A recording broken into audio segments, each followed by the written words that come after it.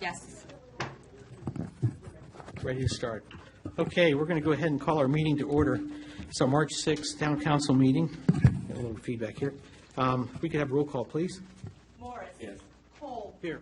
Edwards. Here. Lee. Here. Lee. Here. Castanello. Present. Aiken. Here. All right. Giving the invocation tonight, we have Ruth Ann Sawyer from Haymarket Baptist Church. Ruth Ann, welcome, and maybe you can tell us a little bit about the church, how things are going there, and then feel free to lead us, and we'll all stand when you give the invocation. Thank you for the invitation, Mayor Lee, and Vice Mayor and council members. Oh, good, there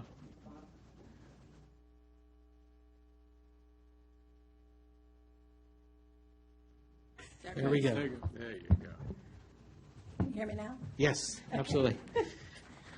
I am the associate pastor at Haymarket Baptist Church. We lost our senior pastor. He moved to Marion Baptist Church a year ago.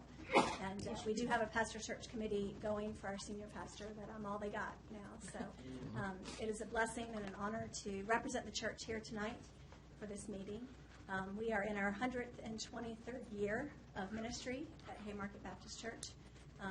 We are doing fantastic. We are awarding the bid for our long-awaited parking lot this week, which will start the end of June and hopefully be finished in July.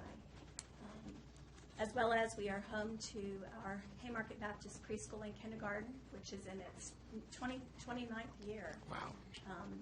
And we, just this past year, we were the Preschool of the Year again. I heard they have some great teachers that teach there, too. Yes. Excellent. Awesome. Well, I was one of them for 9 years There you before go. my call, so yes, I would have to agree with that. Very much. Might have to recuse yourself. You're not biased at all. No. Well, let's stand together Yes. and give thanks to God for being here. Almighty God, we give thanks for the privilege to come together as a group. We thank you for your abundant blessings. We thank you for life itself, for the measure of health and the need to fulfill our callings, and for friendship. Thank you for the ability to be involved in useful work, for the honor and bearing of responsibilities. Almighty God, we thank you for the freedom to embrace you. We thank you for your love and your acceptance and your unconditional forgiveness.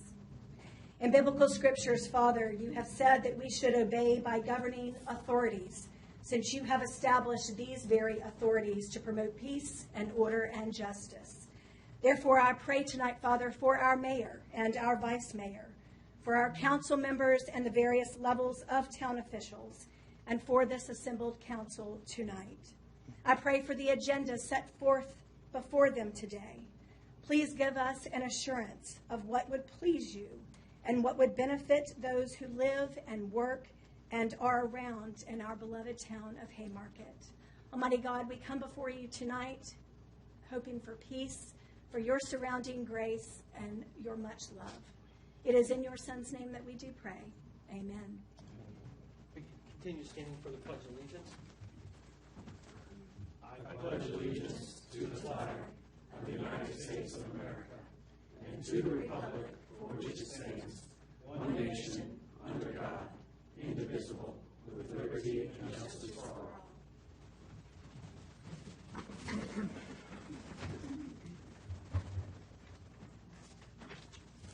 All right.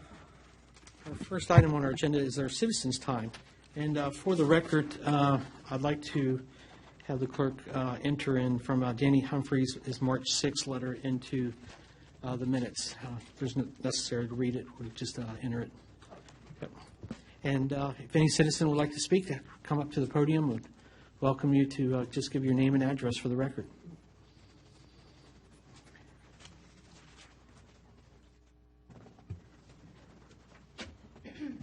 Hi, my name is Mary Ramirez, and I live off of Cheyenne Way here in Haymarket, Virginia. I have been a resident here for 3 going on 4 years, and I first wanted to take this opportunity to commend our police department. They have done some really great things in just the last weekend are notable to me. Chief Lands, right there, he took to Facebook to solve a hit and run issue or incident, And people actually responded saying, "Oh, I did see it. I will give you a call." So I think they're using, the resources available to them, and I think that that's great. I also, do want to mention Officer Davis came by our neighborhood with a question that I had, and he was extremely professional, proactive, and very easy to talk to. The kids in the neighborhood get to know him, and I just want to say that that and Officer O'Neill, they're always in our neighborhood, and the kids get to know them, and the community policing is phenomenal. So just want to say thank you, and thanks for all that you do. You guys are always timely and professional. Okay, and then the second thing that I wanted to address were some questions that I had for the council. Sorry, I really do not like public speaking. You're doing a fine job. So I wanted to ask, my first question is, why is a town councilman acting as a listing real estate agent for a project that has yet to be approved by the town, both the committees and by you guys as well? I also wanted to ask how you are going to keep everyone accountable in this situation. Transparency is a huge thing, and I do not want our town's integrity in question. And, I elected you guys with full faith that you would do the right thing, and I really look forward to hearing how you plan to keep everyone accountable. My last question is, how will you be ensuring the safety of our community's children, particularly in this QBE building development? I have a daughter who attends St. Michael's Academy, and so I am very deeply invested in, ensuring their safety during this construction. And that's all. Thank you. Great. And what I'll do is direct you to our town manager, of course, for your questions there. But we thank you very much for the input there. Okay. All right. Anybody else that would like to address the council?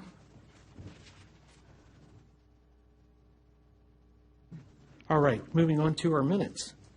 February 15th.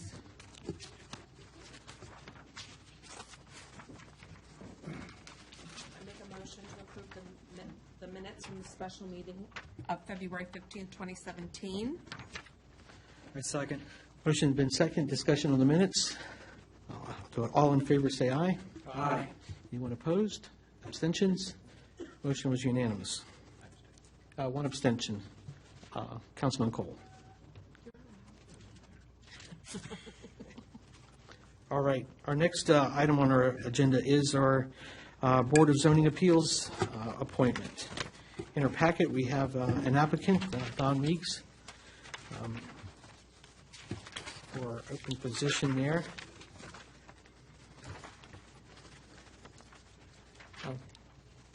Anybody have any questions for Don? I'll have him come up. Otherwise, yep, sure. Come up, Don, and Chris, can you see if his mic? Yeah, good. Green is good. Yep, good. Hi.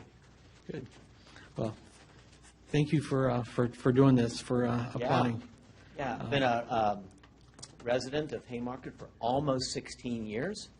I've actually attended a few of these over time, and became aware of the opening on the BZA and decided to apply. Felt like an appropriate thing to do to support our town. Have an engineering background, but I'm a minister, and so have a little technical background, but also understand good process within community decision making and the like. And so, if appointed, I hope to serve the town in an appropriate way. Great. Well, thank you, Don. Questions for Don? Any? Yep. Okay, great.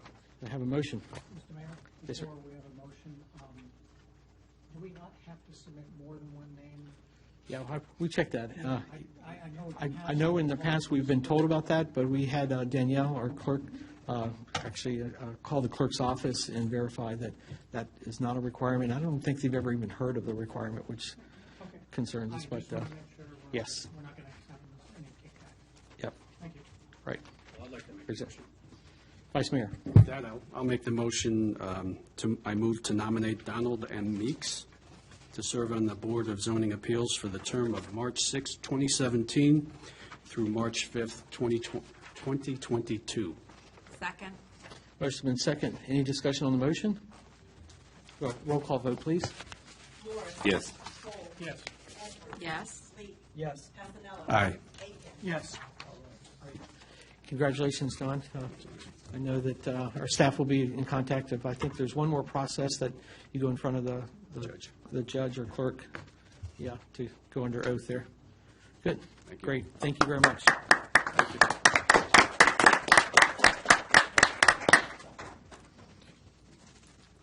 All right, our next item is our Dominion Virginia Power update. I have nothing new, Mr. Mayor. Yeah, Unless I anybody don't else think I does. have anything either. Still in Richmond, still no word, and that's where we're at right now. I mean, has everybody seen the latest coalition email, though? Okay, so, I have, I mean, you can right. share. Essentially, there was that concern that it was really designed, the bill was designed for Southern Virginia, and that they could obviate some of the local authority involvement in the zoning side and approval of facilities, I think it was, right, if I'm correct. And so apparently there's been some negotiation down in Richmond before the close, and they were able to make a change to exclude Prince William County.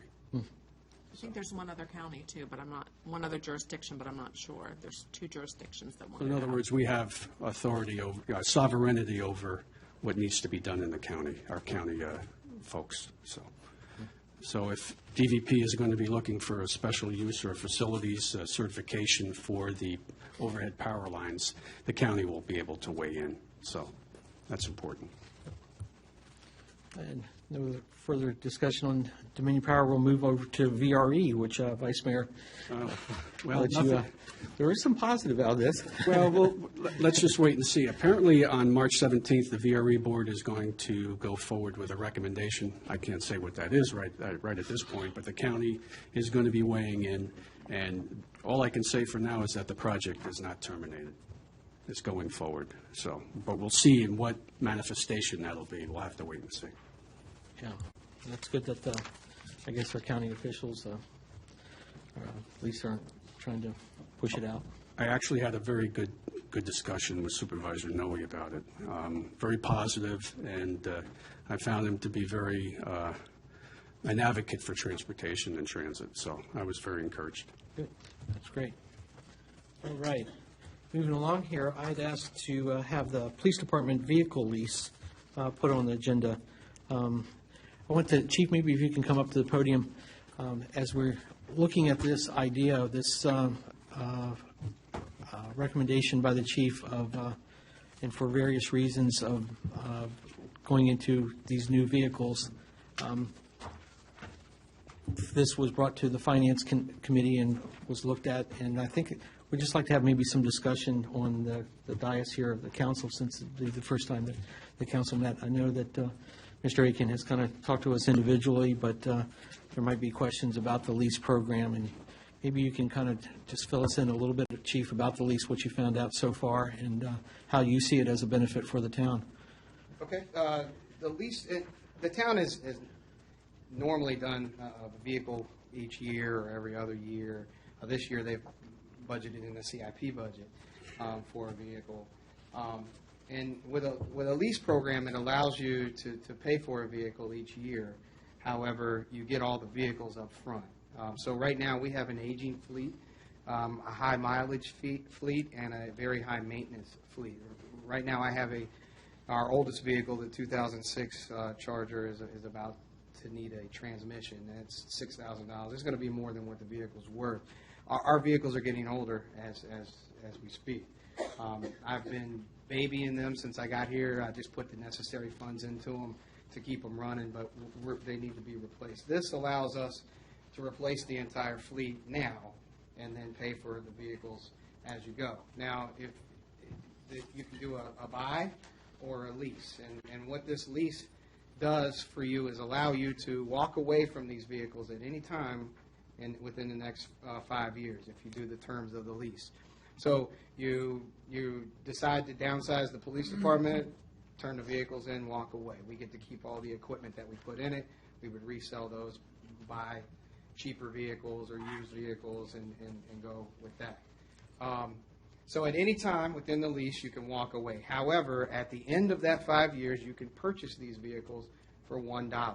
So it's like a loan, but it's a loan that you can walk away from at any time, and there's no penalty to walk away. There's no penalty for mileage. There's no penalty for damage. So if one of the officers wrecks a car and you don't want to pay the deductible for the insurance, you just turn the car back in and you're done. So you can literally walk away at any time from the vehicles. However, at the end of the 5 years, you can purchase it for $1, and you still have all the same collateral that you would have if you had a lease. So it's a win-win for smaller agencies and smaller towns. It was created for that purpose, so that smaller towns can get a fleet at once. And then what you do is let's say you're purchasing 5 now for a total of 6. And then at the end of their life cycle in 5 years, and when the loan is over, you sell these used vehicles now, all 6 of them, and you can end up paying for 3 normally on good resale if you keep good care of them. And then the next time you're only financing 3 instead of 5. And so then every 5 years after that, you're only financing half the loan you did the first time, or the lease you did the first time. So then this also a lease allows the town not to carry any debt. So if you were doing a loan, the town would carry that on the books as debt. You would have to do a general obligation order. I forget the last part of that. It's a general obligation resolution. And it would go on the books as debt, whereas the lease, it doesn't go on your books as debt. You just have to do an appropriation every year for the funds. Right. Okay. Questions? I know that we do have some. Councilwoman Edwards.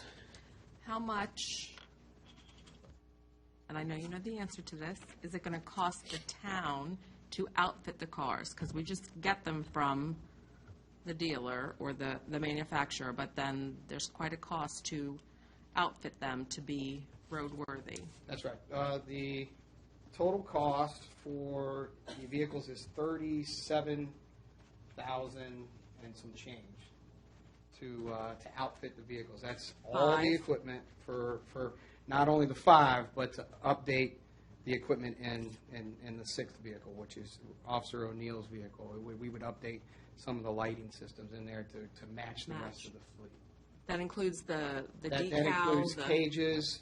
Now, when you do utilities, which we would do, because they're hands down, that's the way all the departments are headed. It's a whole lot more versatility in a utility, a lot more room. The rear end of the hatch can be customized to each officer, whether you have an investigator or a chief or a community relations officer or something like that. You can customize the back. But so the utilities require 2 sets. You have to have a cage behind the driver, and then the passenger compartment, and then a cage behind that, so that they can't reach into the rear where you normally keep your equipment.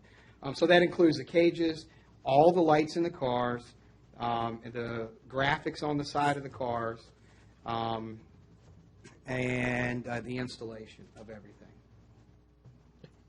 Other questions? Council? Chief, I want to bring up a point. You said there was a couple of CADs that were also being added to that in that price because a couple of cars do not have them? Yes, sir. Right now, we have 4 computers for 6 officers. So we have 2 officers that are hot seating the computers. With the money for that and money for the resale of the vehicles, the older vehicles, we would update the CADs for that. So this is bringing all the fleet to a standard that we don't have today. Correct. And could you use that standard also to then equalize the mileages? I would think that as you get one that might have higher, you can, in other words, you could be able to have the fleet come up with all the same mileage versus one going way out. Correct. And what you would count on is that the first 3 years, you're not going to have a lot of maintenance. You would have tires, brakes, and oil changes, mostly, hopefully. That's all you would have. And then after the 3rd year, you start getting into rotors, maybe some air conditioning systems, and things like that. But usually a new vehicle is going to hold up very well through the 5-year term, for sure. Another question for you, warranties for these, for those big ticket items when things go bad real early in a car. The warranties are, The 3-year, 30,000 mile, that's the factory warranty. okay. It would be up to us, 30,000. 36. Usually 336.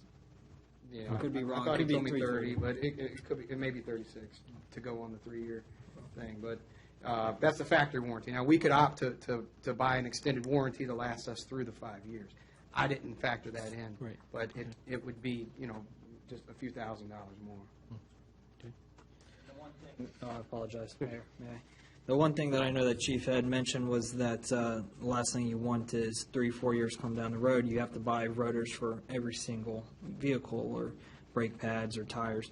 And so I know that Chief said that he makes sure he stages it out by purchasing in the first year with allotted funds. Go ahead and purchase one set of brakes and tires and everything. And that way you're keeping them on hand, so then when that 3rd, 4th year comes around where you need to change everything out, you're not having to fund the entire fleet. You're staging it throughout the process, making sure.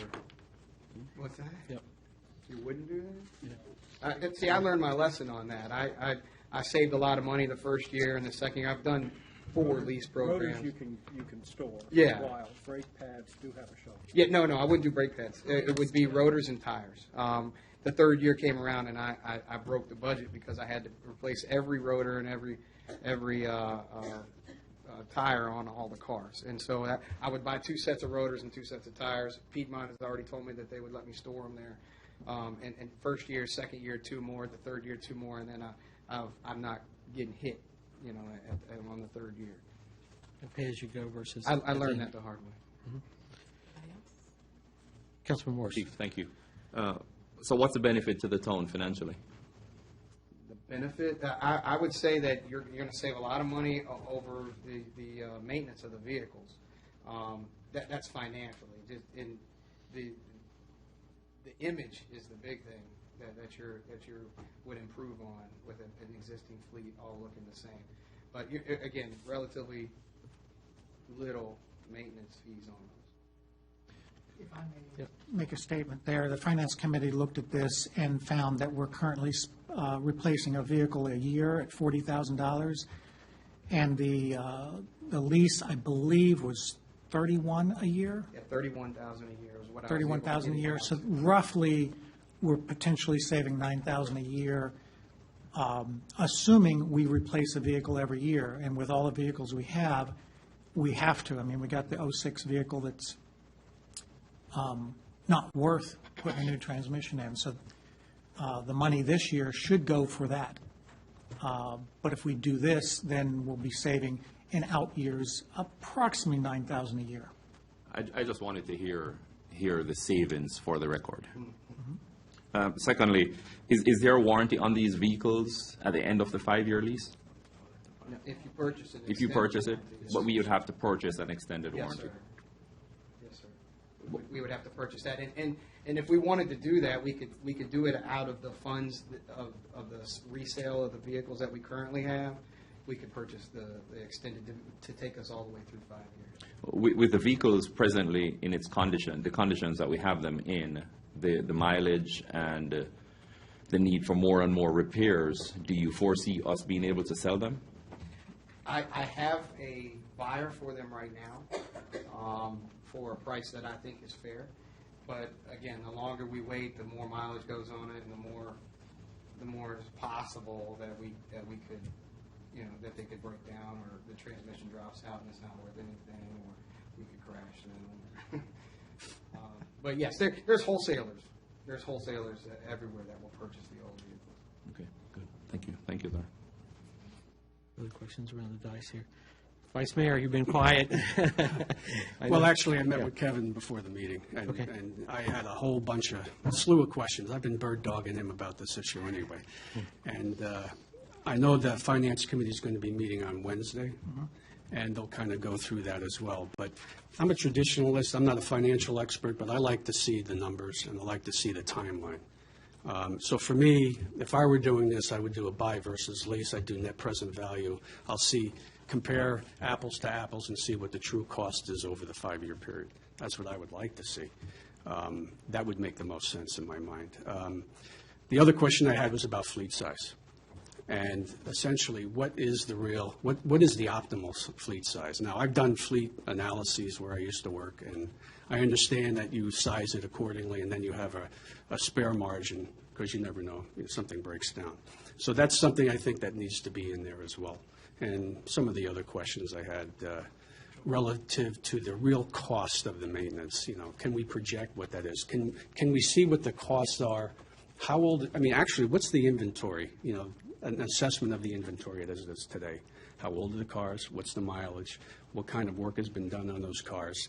What do we project in the future? I know that's subjective, but still, some kind of an analysis so we can show our citizens exactly why we're doing what we're doing.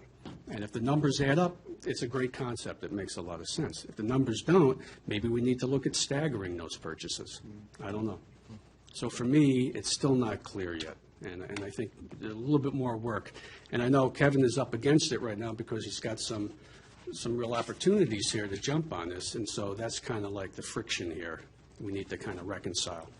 So. I can tell you that we are currently at $8,600 in our maintenance budget.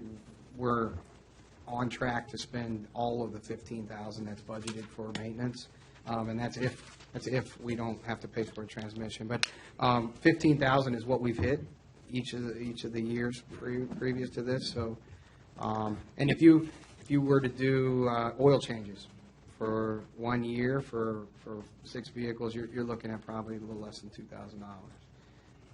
As far as what it would be. But that's just estimated projection. Mr. Mayor. You're capitalizing your maintenance program. Mm-hmm.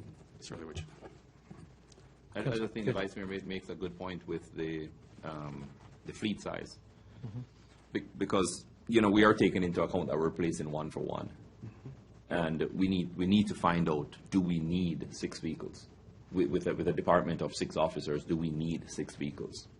So it's something that we probably need to, or you probably need to, justify to the Finance Committee come Wednesday to see if that's really a need or it's, it looks really nice, each person having their own vehicle. So. I was playing this weekend with my grandchildren, apples to apples. It's a game, and you have to make your case, right? So essentially, that's what we're saying here. Yeah. You got to make the case. What's the optimal fleet size? What do the numbers look like? What are the maintenance costs? And I was happy to hear that it's not really a lease, it's more like a loan rather than a lease. And it's a great rate. But you still got to do the math just to see what the comparison is, in my mind. So. Okay, Councilman Lee. Thank you, Mayor.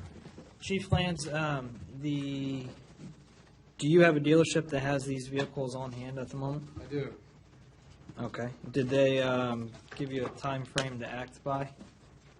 Yeah, well, they have vehicles on the lot in stock, but they're the only dealership that does. The only fleet dealership that deals with police departments.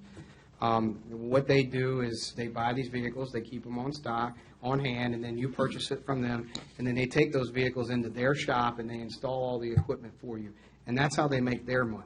Okay, so they buy the vehicles outright, they sell you the vehicles for the same price, they make their money off of the upfit. I have a relationship with the gentleman because I've been buying vehicles from him for 10 years. This is Sheehy Ford Municipal Sales in Richmond. He is going to hold vehicles for me, 5 vehicles for me, so that we can get them right now. Now, he usually doesn't do that. If you don't upfit through him, he's not going to give you the vehicles. But we have someone that will upfit for us at a substantial savings. So I asked him, could I just get the vehicles from you, and because you have them in stock? He said yes. Usually, you have to order these vehicles. It's going to take 14 weeks to get a vehicle once you order them. So we have an opportunity now to get them now. But if I hold off for 30 days, 60 days, he's going to sell those vehicles out from underneath me because he's losing money on them anyway by giving them to me. So that's why I was brought this to you as quick as I could, because he's holding them for me. But if we don't get them through them, then it's a 14. Once, if you approve it, then it's 14 weeks from that before they even get here, and then another month to upfit them. So. Someone that we haven't heard from is our town manager, so I wanted to hear your thoughts on this, Kimberly. I know that, obviously we've been speaking about this other than here on the dais, but just wanted to get your further thoughts. Certainly, Chief Lance has been working closely with me on his proposal to move into a lease option for the next few years. We've gone over the numbers together, and there's some real merit to moving in this direction. I've seen other municipalities move in this direction as well for saving costs on maintenance and all that. And I understand his urgency, trying to save some costs and save some money to the town. I think is a wonderful motivation. I think the council's brought up a couple of good points about looking into the need for the number of vehicles and being sure that that's the direction you want to go in. Chief and I didn't discuss the number of vehicles. It was more kind of that was the number he needed, and that's what we discussed. The other thing is we haven't presented the manager's budget yet for the 17-18 budget. We are planning to work into the budget the lease payment, but again, that hasn't been discussed by council yet. So that would be the only other caution that I discussed with Chief Lance, is for the Finance Committee to work with me on the budget and present that to the council for making that final decision. However, I do feel that we will have and will allocate the money for it, as we have in the past, to allocate towards the purchase of a vehicle. So the money's just going for a different purpose, a lease payment versus an outright purchase. So I feel that the money will be made available. Okay. All right. Councilman Lee. Chief, will your fiscal 18-year budget increase with this lease, or will it stay level? Level. Okay, thank you, sir. Okay. Councilman Morris. Just two more things, sir. Thank you. You did say we're buying American. Okay, good. Just want to make sure. Because, hey, New York City bought Nissan for all their taxi, so, and just saying, as long as we're buying American. And if we wait until August, wouldn't we get 2018 vehicles? I'm not sure when the 18 stock rolls out. Maybe you could, but that's if they have them in stock at the time. That's something that you could probably check into. I could. Just to bring more. Yes, I could. Just to bring more information to, especially to the finance committee and to the town manager, because yes, it's holding off, and I know you want to pull the trigger on it, but would it benefit us? So I guess that would depend on whether the current fleet would hold up. Yes. Yes, I know there are some pros and cons with it. May I follow up to Councilor Morris's thoughts on that? The only downside on that is if we wait to do the lease purchase into the 18 budget year, that $40,000 that was allocated in the capital improvement plan would no longer be available to upfit the vehicle. But the lease payment would not be made until the next fiscal year. Right. So I guess I'd like to go around the dice here just to get a flavor of where we stand with this, because it sounds like we all brought really good questions here. But for acting on immediately, I totally support it. I totally support it. If those questions are answered as far as fleet size and the year, yes. Okay. Councilman Cole? Yeah, I think the numbers sound good. I think if we see it in black and white, just to make sure that we haven't missed anything or there's a hidden payment, and that we have pretty much been buying a vehicle a year for the last 5 or 7 years, then we know that trend will continue. But it sounds like you've done some good homework. Sounds like you got some good sources, and I think once we just see it black and white, it'll speak for itself, really. Councilwoman Edwards. Yeah, I support it. I mean, I have a few other things like John, if we see it in black and white and everything's there and everything flushes out, I'm fine. I mean. Okay. Councilman Lee? Chief, I want to thank you for the time and effort you've put into this. These numbers, if I'm not mistaken, are much better than the last presentation that we got about the leases, the information from Chief Noble. I know he put some time into it as well, but these numbers look much better than that, and I greatly appreciate that. I'm excited to know that the budget stays level, and I'm in full support. Vice Mayor. For want of a nail, kingdom was lost. So what I mean by that is the devil's in the details. I still need to see a little bit more detail on this, on the cost-benefit side. and the vehicle fleet size. I mean, conceptually, it's not a bad idea, but there's a little bit more homework to be done in my view. One of the things that we talked about that Kevin didn't raise is that his budget might even help us, if I'm not mistaken. If I can say that without getting into any detail, our discussion. The budget may even help us in offsetting some of the additional costs needed to do this building. And if we can swing that, do both some of the right sizing that needs to be done and do something about the funding for this master plan, we might be able to do a home run here. So, but I'll be the curmudgeon here, and I'll just still be waiting to see more. Councilman Aiken. I've worked closely with the chief. He's briefed the Finance Committee on this. In general, I'm very supportive of it. I am willing to wait a little bit and get some of this additional information. But where I sit today, I'd be willing to go forward today if that was a choice of the council. Right. Okay. Obviously, the image is a big factor here, too, and we have a mix of vehicles out there. You're not sure, is it the town of Haymarket, is it an unmarked car? What are we dealing with here? I think this matrix, it looks like, is what they're looking for. Is this something that you could obviously put together and to satisfy at least some of the questions that we have to show this in more black and white? So I think that we'll go ahead and defer waiting to get this information back to you and possibly even having a meeting before we meet again next month. I would encourage, if the details come back at the finance meeting positive, and if most people, if not everyone, is satisfied, that we consider a special meeting Okay. to try to possibly still get in on this current fleet purchase. Right. But that's if everything Or could comes a motion together. be made to kind of accommodate that, if, that you would allow the town manager and the chief of police to proceed or move forward? But of course, you're looking for the input that, I guess, from the council. Right. So you would be delegating essentially to the Finance Committee the decision-making authorities, is what I think I hear you proposing, to authorize the manager and the chief to move forward with the purchase upon satisfaction of the questions that were raised. If I'm not understanding you, and I see a couple of heads going this way. Yeah. I would prefer not doing that. Yeah. Okay, all right. I won't be here for the finance meeting, so that's right, I yeah. wouldn't be able to give any input at that meeting, so I would be not in favor of that. Yeah, no, I can understand, absolutely. Okay, so we'll put it, go ahead. What's Sure. the deadline for pulling the trigger on this at the?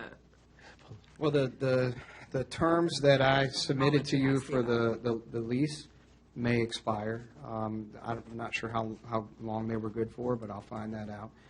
The vehicles, I would need to go back to Sheehy tomorrow and beg him to hold on to them a little longer until you guys make a decision what you want to do.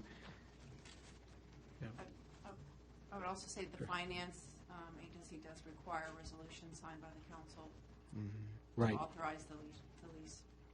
And they said it's, once you do a resolution, it's 2 weeks before they finish all their paperwork with the bank. So again, it's what you do, and then 2 weeks from that, the loan, and then 6 weeks from that when the equipment comes in. So, we push things back when we. I would encourage you to see what information, the additional information requested, if we can get that Wednesday.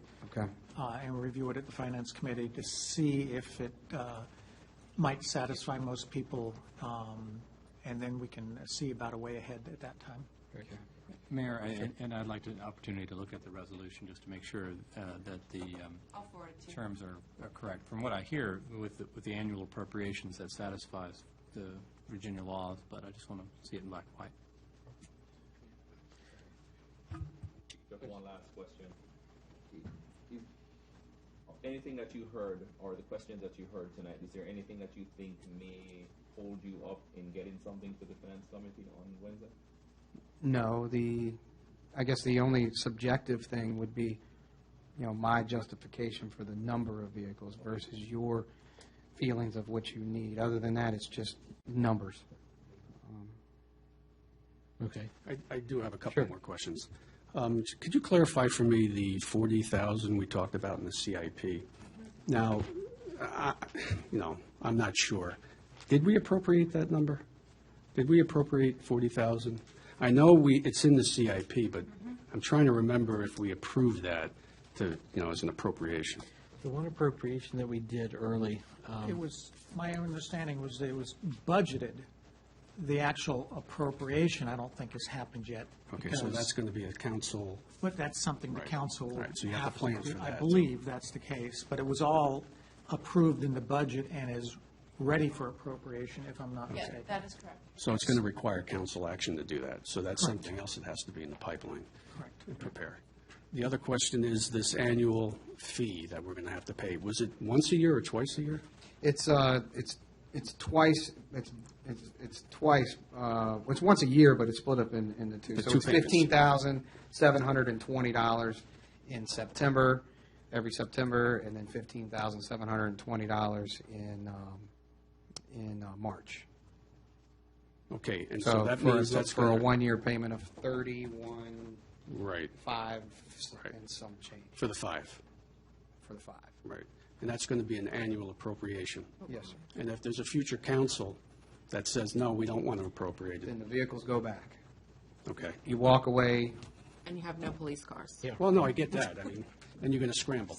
But I'm just saying, I mean, I don't think anybody would do that, but we just have to make sure they understand that we're tying their hands in a sense, and this is something that they have to consider going forward. Right.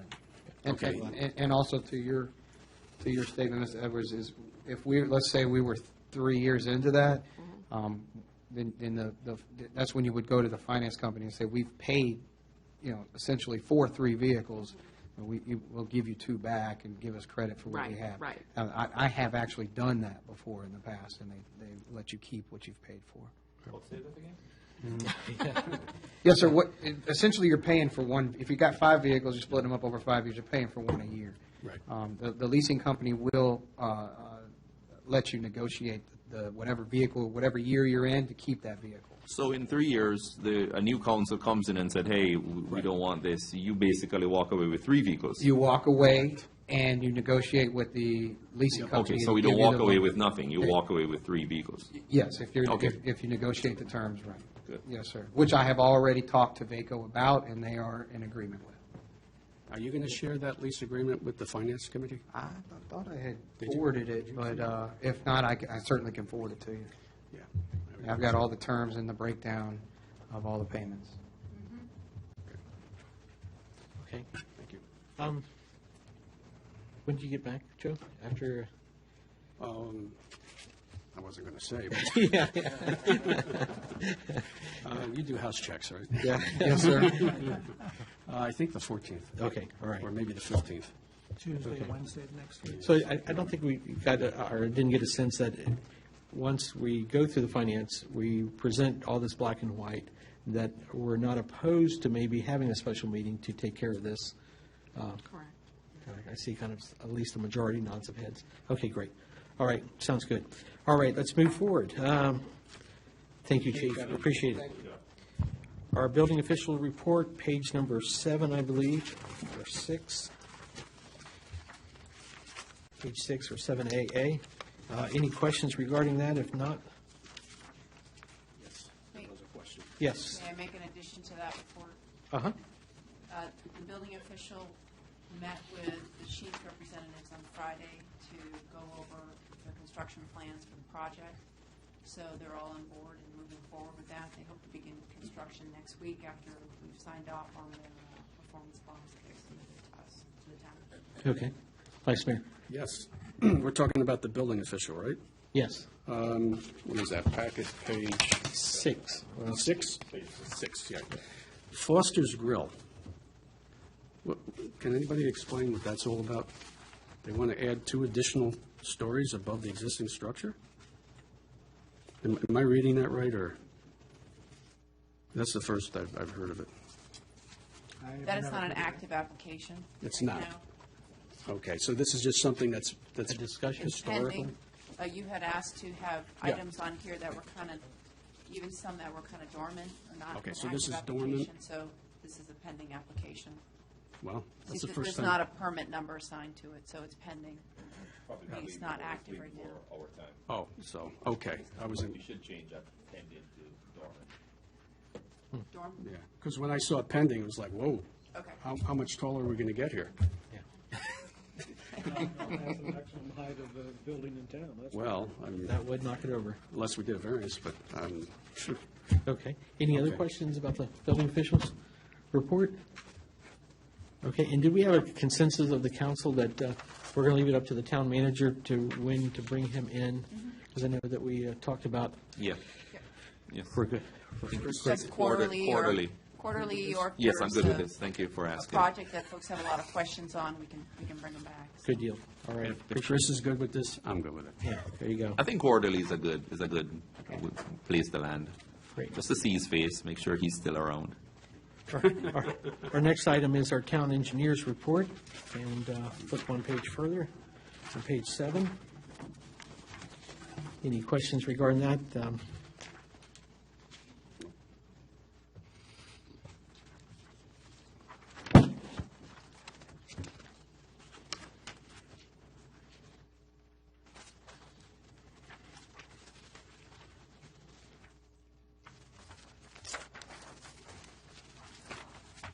Just one, sir. In light of the happenings this past week, is this report complete? Yes. So there is nothing that we could say is outstanding, pending, or dormant that's left off this list? She had submitted this to us to be included in the report for tonight, correct? Okay. And I'm going to meet with her on Thursday and make sure we're updated on all the projects that are outstanding. You say there's something that's missing? No, I'm not saying something is missing. I just Okay. would hate for the next month for us to realize, oh, there was something that was dormant Yeah. that came alive. Now, I've So been if- working closely with Holly the last few days to be sure that we're updated on all the current projects and outstanding issues. Great, okay. Yes, Councilwoman Edwards. No, and it's not necessarily just for us. It could be the next council, next 2 years, next year, that something comes up that was never recorded and we've lost track of that item. So I just wanted to make sure that as you meet with her, that anything at all that may be dormant is itemized and listed. Okay, Please. Of course. All right, Thank you. Councilwoman Edwards. Could you, in your meetings with her, check with her and see about the status, if anyone's inquired about the retaining wall that was put up there by Chick-fil-A for the replacement sidewalk? Yes, Did I will anybody- check, and I'll follow up on Yeah. your list too that we went over. Perfect. I'm Yes, sorry. Counselor. Yeah, just, did anybody have a thought of where did this come from? Yeah, and many residents have asked me where it came from. VDOT made such a nice, wall over here, and are they just gonna, because we're in an historic town, but yet they're gonna leave a plain wall here on our main street? Yeah. So I did question that. I'll contact the project engineer for the project. Thank you. Councilman Leak. Mayor, I noticed Mr. Humphrey's letter that we had asked to be put into the minutes in regards to he owns Advantage Landscape.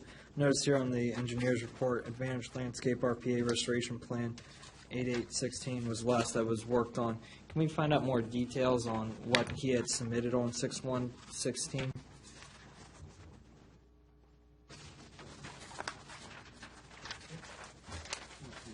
I'll check with Holly on that. I'll also check with Susanna and see if she's familiar with that at all. Thank you. Any other questions regarding the report? Got a Councilman Cole. quick question about the Baptist Church parking lot. So the paving, Yes, sir. the paving is going to take care of the drainage issues? Yes, it is. We were, Susanna actually was contacting the church today to see if we could hold a meeting in the next week or so. So we were pleased that she came this evening. So we'll get right in touch with her and coordinate that. Okay, great, thank you. We're good with that being finished before Haymarket Day. Oh, Yeah. Yes. Yeah, July to September. Absolutely, Should that would be be. wonderful. Great. Okay, no further, we're going to move on. The Police Department report. Chief Lands.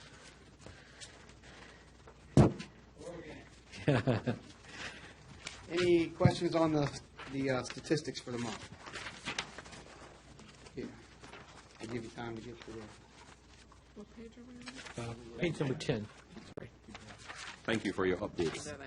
Really good. They're to the point, and it does keep us as a council just informed of what's happening. And your officers have been doing a great job. Thank you, sir. I know I hit you with a lot of information each day, so just peruse through it and forget No, it's what you good. want and read what you want. And I apologize, I did miss a couple days, not because nothing happened, but because I completely overlooked it on the weekend. That gets real easy to do. So, a couple of things, the points of interest I have for the month is I attended the Northern Virginia Chiefs meeting. It's a meeting with all the chiefs from Northern Virginia up in Northern Virginia Academy. Great meeting. We talked about the aftermath of the election and all of the operations, the police operations that were going on at that time. We were able to. It's a really good networking tool. So I attended that. We attended the TAMBY meeting with members of council.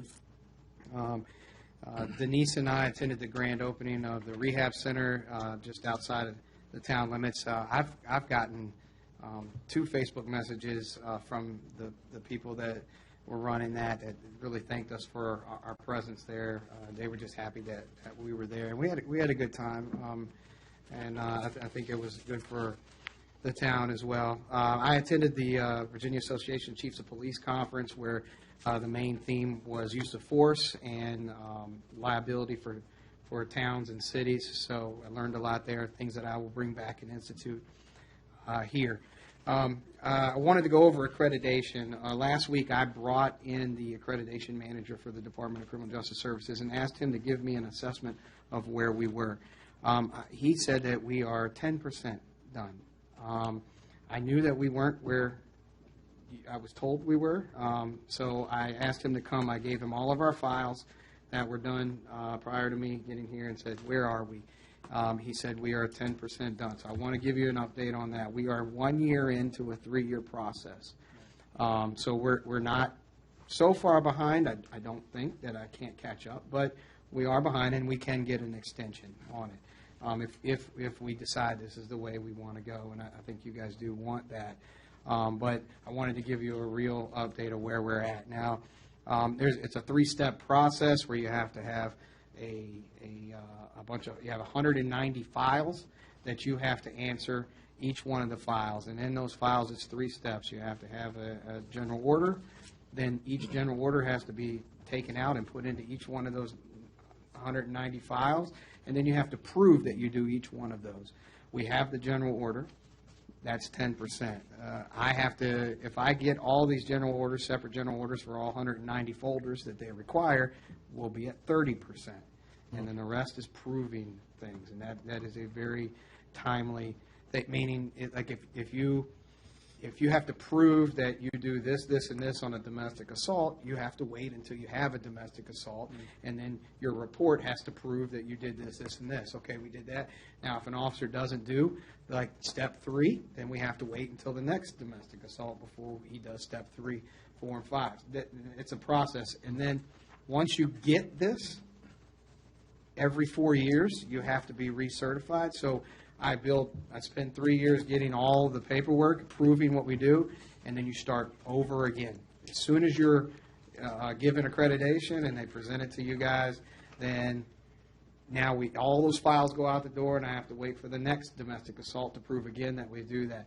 It's not usually as time-consuming as the first time, but again, you have to wait in a small town for each crime or whatever it is that you have to prove that you're doing at this time. You have to wait until those come along.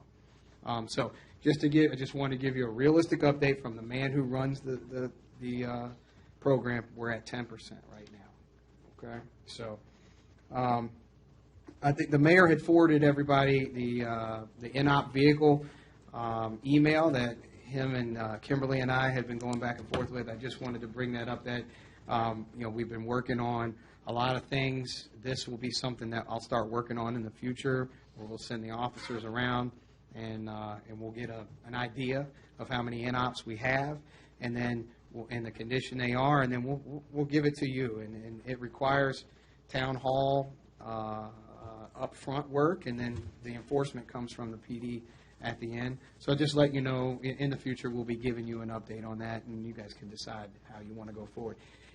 For the present, whenever anyone finds something or brings it up, I know the mayor had a couple places that were concerns, we spot fire them. So we went to that place and said, can you fix this right away? And they did.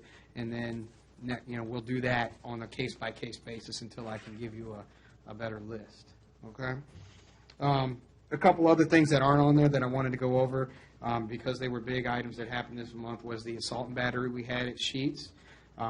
Again, it was that version of a knockout game where the guy was just going around and assaulting people for no reason.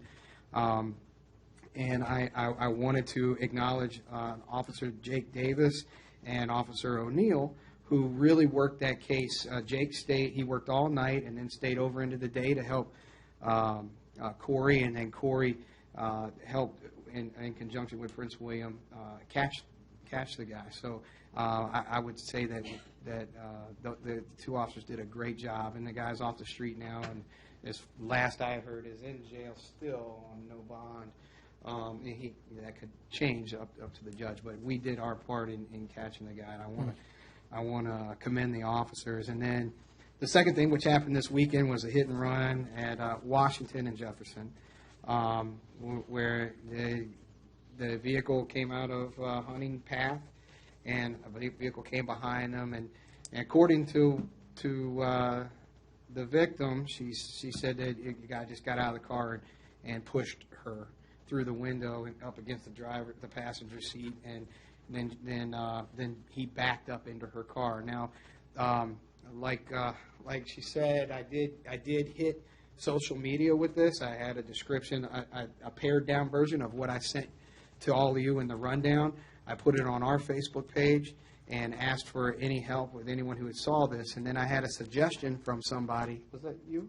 It was a neighbor of ours. Okay, who said put it on Western Prince William Chatter Facebook page, which I did, and had like 200 comments. It just went crazy on that one. And through that, we had a witness come forward and came in the next day after I spoke with her privately on Facebook, came in the next day and gave an account, which was a little different than what the victim said, but it still, nonetheless, he shouldn't have assaulted her through the window. So we're still working to wrap up that whole thing. But I could say that Facebook really stepped up for us on there, and it was a big factor in that. Also, I did want to ask a question. I was contacted by the Strength and Honor Motorcycle Club. They're a law enforcement motorcycle club locally. They have 11 members. They wanted to do a food drive for our food pantry. But I needed to ask you, because they want me to get back with them so they can go before their board. They want to work the lights on a Saturday at Washington and Jefferson, at Sheetz, and at Walmart, asking for donations. I don't know if this has been done in the past here, if there's something you want to allow them to do. We'll support them as a police department with a car with lights to try to slow down any traffic. But that's why they do it at lights, so they can catch. It won't be for all day. It'll be a shorter period of time, but they want to gain some food for our food pantry. Is that something that we want to give them permission to do or step into? That's a good question. We could maybe go around the dice here. Councilman Aiken? I thought we had something on the books, whether or not that was allowed in the town. They have a permit. I can't remember if I we, think there was we talked about it. I don't know if anything went anywhere. Yeah, panhandling, I think, was an outstanding case from Virginia Beach, and that basically gave the ability for people to panhandle. Yes, you can, however, regulate panhandling at dangerous intersections if you have evidence that those intersections are dangerous. And so, Like at 15, maybe. yeah, basically, you have to make the case for it being a dangerous intersection. Otherwise, panhandling is permitted as First Amendment free speech. And I guess the only intersection that would apply to us would be Washington and Jefferson. The rest is outside of our jurisdiction. Right. So we would just be approving the one. Vice Mayor, do you have any I thoughts? never really gave it a lot of thought. I mean, it's kind of like a boot drive, right? Yes, Right, that's what I was exactly gonna what it would be. Well, if you did it during lunch, you'd get a lot of people. Yeah, right. Because traffic's getting really busy out Yes, here. sir. I'm not sure. Yeah, I'd say I might go for it if it was limited to a few hours Okay. and not all day, something like that. Okay. Right. Councilman Lee? It's a great idea. I mean, to help the food pantry, for sure. But I'm in full support, Chief. Okay. Councilwoman Edwards? I think I'm okay as long as the hours aren't all day. Councilman Cole? Does this open us up to anybody that wants to do this? Back to- Yes, essentially, well, you already are open to it unless you have a rule that says you can't do it. And then to have a rule that says you can't do it, you need to have the factual basis and a record to support that. So accident data, that sort of thing. And so if you wanted us to pursue a policy that would limit it where the accidents are highest, then we could do that, and I've got a model that I can bring you, but I would also need to have the data collected by you or Prince William County. Councilman Morris? I would support any organization that would then support the food pantry. Do you know of the integrity of this organization? They're the same motorcycle club that helps us park cars out here at Haymarket Day. I don't know if you've met them. They're very good. Yeah. They're all police officers or former law enforcement. They do a lot of public service. So obviously, by having our cruiser there, it brings some credibility. I know every time you go by this, you wonder, is it going to the right place? But the right place. Yes, sir. That's my only concern, and if you feel comfortable with them, I would totally support it. Yeah. Sure. Councilman Aiken, to follow up. So if I understand correctly, there's nothing we can do to stop them. Correct. What we're really approving here is the use of the police department to assist them. Yep. Okay. Which Exactly. brings more legitimacy Right, to right. them receiving. Okay, I just want to make sure everyone understands that's what we're actually approving Or supporting. Yeah. or supporting. yeah, Okay. I can vouch for the group. They're a good bunch. I did. Now that you mentioned that they helped us. Would it cost us, though? Is it going to cost us having officers there, paying No, officers? I'm not saying that we would support them with personnel. I'm saying, let's say that Officer O'Neill was working that day. He would just take one of the spare vehicles and Run the put it lights. near the intersection with the For lights, just to safety. slow people Okay. down. And we wouldn't have to do that either. They're not Right. asking us to do that. Just saying, just a good- yeah, it's in our town. It's a good cause. Slow the. As long as, they don't impede the traffic. I mean, you Yes, catch sir. them when the light turns red, but then you got to let them go. Yes, sir. Yep. Okay, I'll let them know. Yeah, I would just warn them that if they're going to do it at 15, Oh, no. Kind of really. that is not, I'm telling you, people, even when no one's out there, They said they've done it at 15 in the past. in the past, Um, at 15 Yeah, now looks like right. this. Understood. Okay. I'll let them know. All right, and then the last thing I have is some officer highlights. The police department attended the daytime playtime preschool this month. We did 2 separate days where we went there and we had 7 classes of 20 kids apiece. We gave a safety talk to the kids and let them come outside in the parking lot and crawl all over the police cars and hit the sirens and play with the lights. They had a great time. We got a lot of good feedback from daytime playtime, and some of the parents commented on our Facebook page as well about how their kids had been talking about it the entire day and hadn't stopped. So we did a good impression there. I also like to say that coming up in the next few months, you will see Officer O'Neill and Officer Jake Davis on bicycles around the town. We're going to start a bike program coming up. The bikes are here. The equipment has been ordered. They go to school in July. But until then, you'll see the officers riding around town getting in shape for the bike school. And I think it's going to make a huge impact. Already, we've had people comment on it. I think some council members have seen them as well as they've gone by and mentioned it in the rundown. So I think it's going to really be a good program. I envision the officers on those bikes in the summertime a lot, riding through the neighborhoods. slowing traffic down in Green Hill, which I just got an email about today, and just talking to people. It's going to be an even bigger community outreach program than I think we realize. So you'll see that. And then the last thing I just want to mention that Officer O'Neill is working on a car show sponsored by a car club in conjunction with the police department to raise funds for fallen officers and their families at some point in May. He's doing a lot of work on it. He's got a lot of things already in place with support and sponsors and bands and whatever that we need. It's still in the making. We've met with Denise and Kimberly about it for whatever tie-in that we don't need any help from the town at this point. But it would just be something nice for the community to come to. So we're working on that. I'll bring you more information on that in the future. Great. Okay, that's all I have, unless you have any questions of me.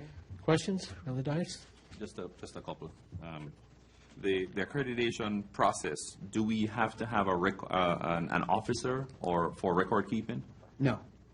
No, you mean to do the accreditation work? Right. I remember in the past, one of the comments that we got back from Chief Noble was that we had to have someone who manages the recordings just for... You're looking at it. Yeah, you're looking at it. Okay. That's why it's a lot of work, and it would have because to be done that's by one of the things he pointed out, that this is like a full-time gig. Yeah, most of your agencies around here that have accreditation have full-time accreditation staff. Right. Or at the very least, part-time accreditation staff. That's why I'm saying, if you want me to go forward with that's great, I will, but it does take, and I would caution you, the best thing you can do is get accreditation. The worst thing you can do is lose accreditation after you get it, because the responsibilities, the day-to-day responsibilities of my job, coupled with all of the paperwork of accreditation, I could get behind. I'm not saying that I can't do this. I'm saying you just understand that if we go forward. And you mentioned about the offenses, because a crime-free town, it would be hard to get accreditation.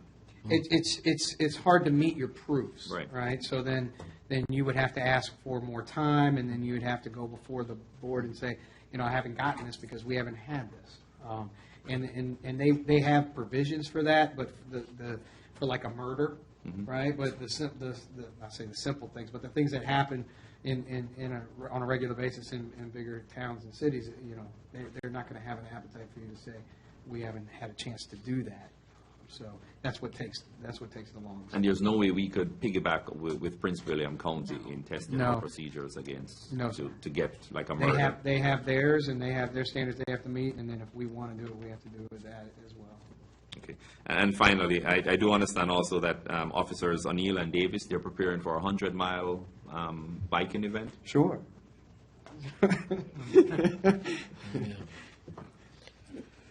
Okay. No further questions. Thank you, Chief. We appreciate your time, sir, and your service. Thank you.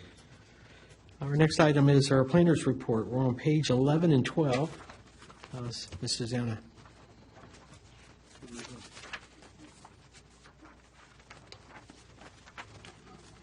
Good evening, Mayor and Council. Good evening, ma'am.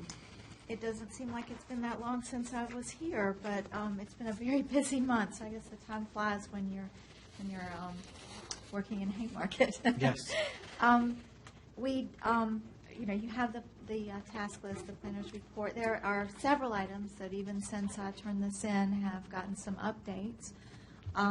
We have received a couple of additional applications for the ARB that I was processing through today. The Z companies, it does appear to still be incomplete. Those items, they might be able to get to us by the time I need to distribute the agenda on Wednesday, so we may be reviewing that this month. I don't know. And I did send an email to my contact at Haymarket Baptist, so we may get some coordination for that. I don't know about this meeting, but possibly by next. Let's see. The appeal. Of course, everyone's interested in the appeal. I did get a request from the attorney to defer, and that, of course, since we had already advertised and we'd notified the adjacent property owners, we need that the board make the decision to accept that deferral or act in some capacity to, just address it in public.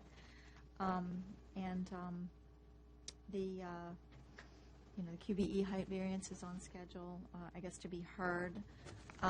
We did receive a current clean copy of the zoning and subdivision ordinance combined today. It was distributed to the Planning Commission. My information is that they would like to go ahead and schedule that public hearing for their meeting.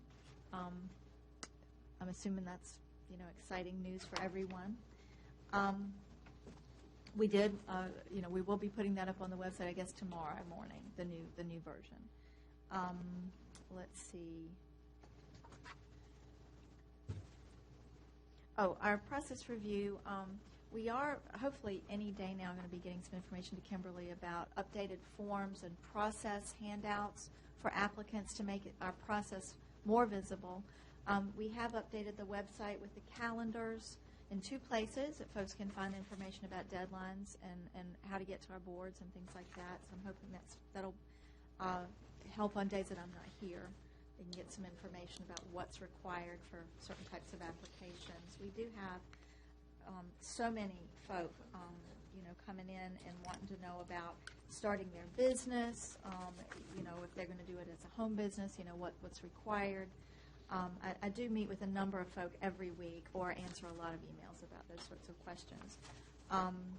We did receive the formal letter from the Fairgrounds rezoning folk, which I did forward to our town attorney to have that rest on hold while the Lidl SUP comes forward. I've met with them a few times in a phone conference sort of fashion. I feel like an ARB something will be submitted soon, at least for my review to give them some feedback on. I don't know if they'll be ready to go to the ARB anytime in the next month or two, but I feel like we'll be getting some type of elevations from the Lidl. Let me see. Talked with McDonald's. McDonald's also would like to do some kind of a upfit on their building, and so I, basically talked about what that would entail. I also told them how much we love our McDonald's, and we would prefer that they didn't change it, and they said they would pass that upstairs. So this upfit would maybe also address those the entrance concerns that the shopping center had brought to us? Yes. That there's a... It's just the building. Wonder if we can tie that in. Possibly. I don't know. I mean, if they decide not to upfit it, my information is that they want it to look like all their other new McDonald's, which I don't think would actually come in accordance with our ARP requirements. They also would like to put in a double stacked drive-through. It'll be interesting. Yeah, but maybe that's where you address the entrance, because that... Yes, actually, if they're going to affect, their drive patterns and their circulation, then yes, we would have to, it'd be a site plan, is what it would be. Yep. But as far as their building, I don't know. Okay. It's a nice building. Okay. Any questions for Susanna? Mr. Grimm. On the appeal notice of violation and the request to defer that, my partner Karen is preparing for that appeal, and so if we're going to stop the clock and not run up the bill for the town, we need to know if that hearing is going forward or not. I think at this late date, because it's already been advertised and folks have been notified, adjacents, I'm sure, are planning to come. We received it in an email, late last week. I understand, but I've just, you noted here that it had been forwarded to the chairman. Do you expect him to get us an answer before Monday? The answer is, it's on the agenda, and the decision is going to need to be made by the board, whether they agree to defer it or not, at this late date. That's fine. So the meeting will... I think Karen does need to come, and I've emailed her and included her on that conversation. Thank you. Yes. Okay. My opinion. So. All right. Any further questions? All right, great. Thank you very much. Can I maybe help Susanna with her workload a little bit? And ask for a clarification from your ARB liaison? Wouldn't be the time and place right this moment. Maybe after the meeting, you could meet with Susanna. I can't stay up that late. Okay. Or you could maybe speak in her office right now. But definitely... An email. Yep. Okay, our next item is for Business and Community Relations, Ms. Andrews.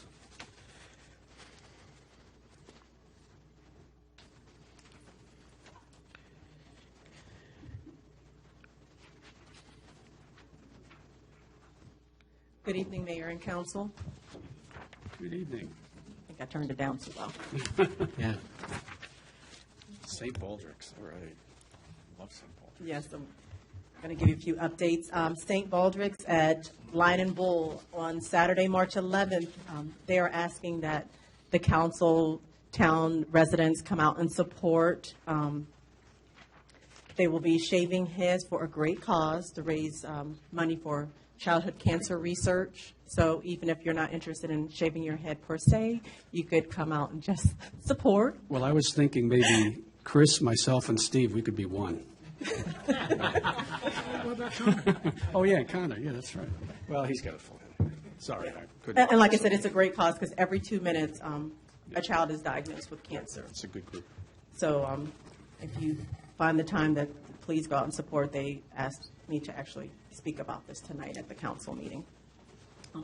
Also on March 20th, museum staff has been asked to do a presentation at the Haymarket Library regarding the history of our town. It's a new series they started there. It's called the Silver Series. It's a monthly program that they have there, and they ask different groups and organizations to come out and speak based upon what they feel that the participants would like to hear. So we will be participating in that later on this month.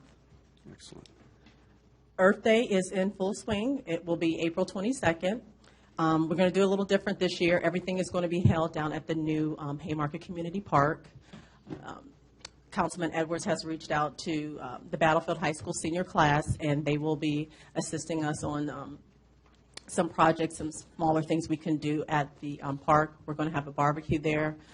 Staff has reached out to one of the incubator businesses at QBE to provide food that day. It will be a ticketed basis, so it's not going to be free food, but we will have some giveaways, and Wegmans is on board. They are one of our sponsors for our events this year, so they will be there as well. Yeah, $7,500 sponsorship from Wegmans. Can I interrupt just for a second? Absolutely. About Earth Day? Are we going to have any booths there or some other type vendors or anything? We are not going to have vendors per se. Kimberly and I have been discussing this because I know in the past we've had different organizations come out and do Right. learning centers. We did Right. that in the past, so we may or may not be doing that this year. We're still. Because somebody several of us expressed to me they wanted to do some kind of environmental advocacy or something. Yes. And I didn't have an answer for them. They can come help clean up the park if they want to be an advocate for the environment. Yes. And staff is actually going to reach out to the entire residential as well as business community to make this focused on the entire town, cleaning up our business areas as well as our residential areas for Earth Day. And then we'll culminate the day at the park.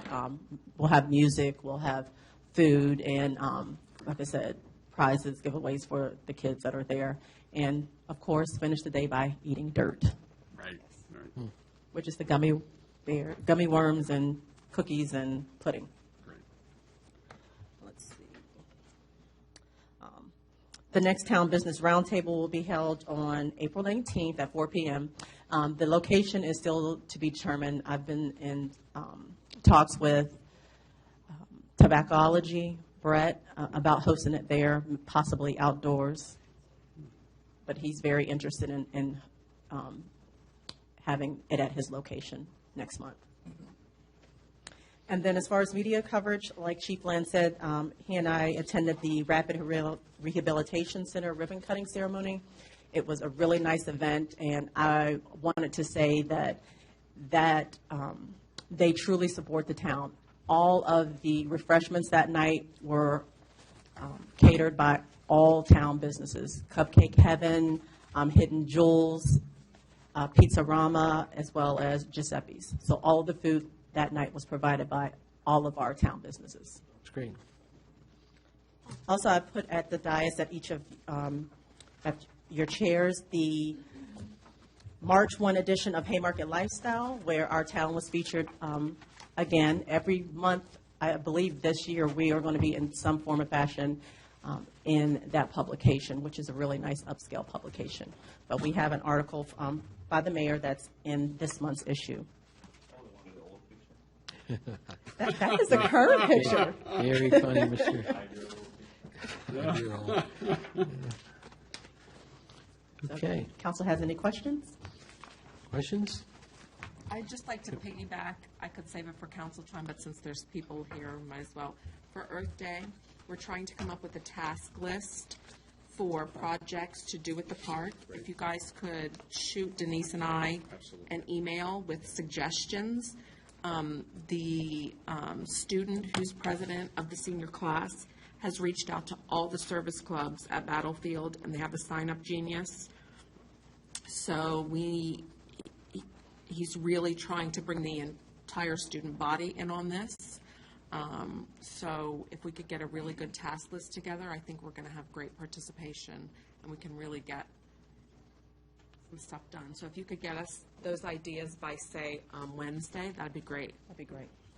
And Councilman Morris has offered his help as well. Oh, great. In his truck and chainsaw? Yes, It's very nice. I think Marshawn and I will probably do a walkthrough up there and get you ideas. Awesome. That's Did you great. say by Wednesday? Yeah. This Wednesday? Yeah. Yep. Right after you finish painting the. Oh, yes. We're gonna demo yes, that. yes. So, Yeah. Mayor, we envision there's some activities that we can do in preparation for Earth Day up Correct. there that we can have some folks do, and then there'll be projects that the students can do. So there's sort of two different sets of projects that we're looking for.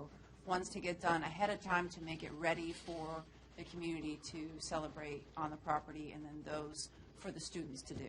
We're also going to have some gardening projects for the little folks, some plantings and things like that, so that they can do some hands-on activities, as well as the bigger projects for the high school kids. Great. Okay. All right. No further questions. Great. Thank you, Ms. Andrews. All right. Our treasurer's report. Roberto. How are you, sir? Good. Real good. Good evening. Well, I can tell you in January we spent getting the bee poles out. We have already received a few of those applications back. I've also have been meeting a lot of the local businesses owners, which is nice because I have my family and I have been in this town for 6 years, so getting to know some of the owners is actually a really nice thing. I've also been working with the town manager on the 2018 budget preparation. Hopefully, looking to get some to the finance pretty soon in this month. Okay. As far as the reports, didn't do anything too different other than what you guys have been required to see, familiar to see. But if you have any questions, It's always I'll try to answer them. we're in good financial health, right? Those are always the good questions and answers. That's a leading question. Yeah. We're praying for no snow, right? We're expecting. Saving on our snow budget. Yeah. Next weekend. This coming weekend. Yeah, there's a couple Yeah, flakes in the forecast.